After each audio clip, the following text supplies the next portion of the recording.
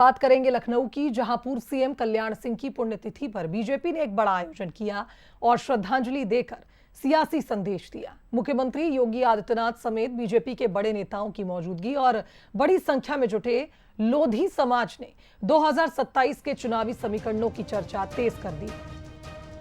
BJP Kalyan Singh की विरासत के सहारे लोधी समाज को अपने साथ मजबूती से जोड़े रखने की कोशिश में नजर आ रही है। यूपी की राजनीति में करीब 4 से 5% माने जाने वाला लोधी वोट बैंक कई सीटों पर प्रभावी है।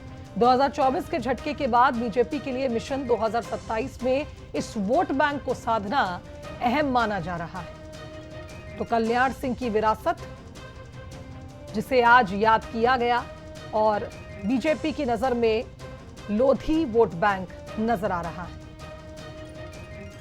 राष्ट्रीय स्वयंसेवक संघ की पाठशाला में रंग तपे हुए एक स्वयंसेवक के रूप में एक किसान, एक शिक्षक, एक विधायक, एक मंत्री,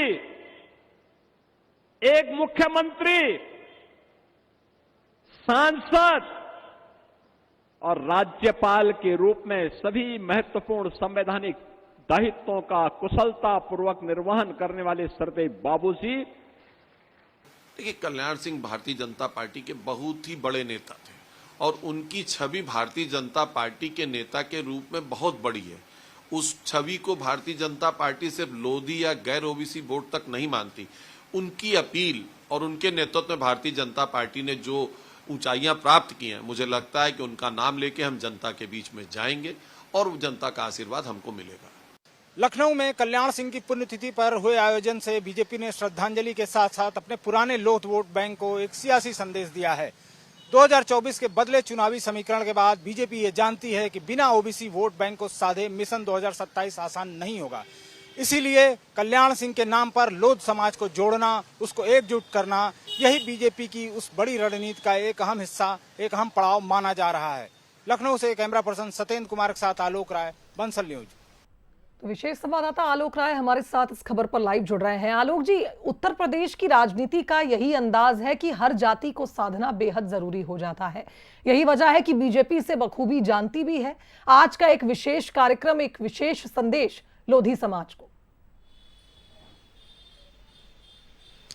बिल्कुल शुभांगी, चूंकि उत्तर प्रदेश विधानसभा चुनाव के दहलीज पर है। कुछ ही महीनों बाद उत्तर प्रदेश में विधानसभा चुनाव होने हैं 2027 में, और इसके लेकर सभी की तैयारियां जोरों पर हैं।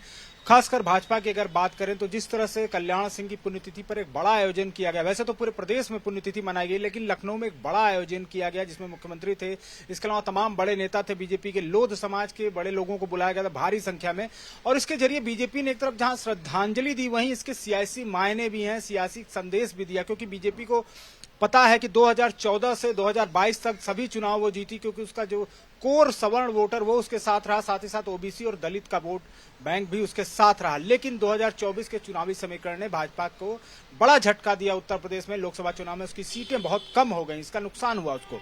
इसलिए वो जानती है कि मिशन जो 2027 उसके लिए ओबीसी, दलित सबका साथ आना जरूरी है। और कल्याण सिंह एक बड़ा चेहरा थे उत्तर प्रदेश में, सिर्फ मुख्यमंत्री ही नहीं रहे बल्कि अपने समाज के बहुत बड़े नेता थे।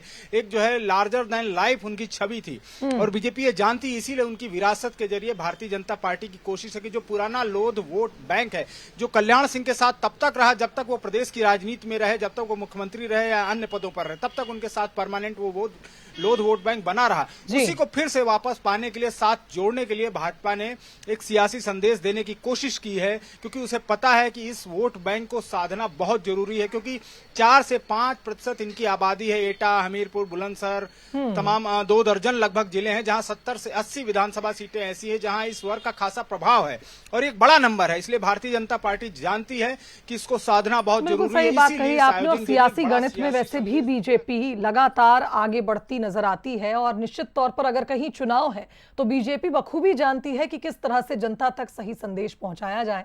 इसलिए इस कार्यक्रम का आयोजन हुआ बड़े स्तर पर। आलोक जी, बहुत शुक्रिया आपका तमाम विश्लेषण के लिए। चलिए।